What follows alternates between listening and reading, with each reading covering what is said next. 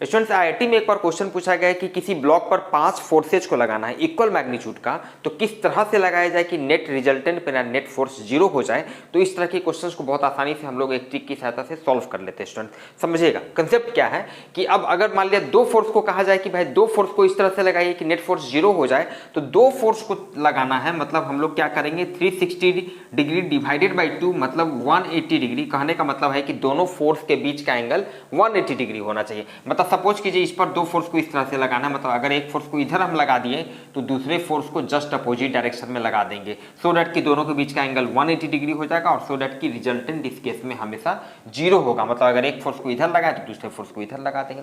3 force को लगाना है, तो 3 फोर्स को लगाना है तो हम लोग क्या करेंगे स्टूडेंट 360 डिग्री डिवाइडेड बाई 3 मतलब 120 डिग्री। मतलब हर 2 फोर्स के बीच का एंगल 120 डिग्री होना चाहिए। मतलब अगर एक फोर्स को आप ऐसे लगा रहे हैं तो दूसरे फोर्स को इस तरह से, सो दैट कि दोनों के बीच का एंगल 120 डिग्री, और तीसरे फोर्स को भी इस तरह से कि हर के बीच का जो सेपरेशन होगा वो 120 डिग्री इक्वल मैग्नीट्यूड का। ऑब्वियस है यहाँ पर ये कंडीशन सब में सेम रहेगा, तो यहाँ पर क्या हो जाएगा रिजल्टेंट 0 हो जाएगा। 4 फोर्स को लगाना है तो क्या करेंगे 360 डिग्री डिवाइडेड बाई 4 मतलब 90 डिग्री। मतलब अगर एक ऐसे लगाएं तो दूसरा ऐसे, तीसरा ऐसे, चौथा ऐसे, सबके बीच का एंगल 90 डिग्री, तो रिजल्टेंट मेरा 0 हो जाएगा।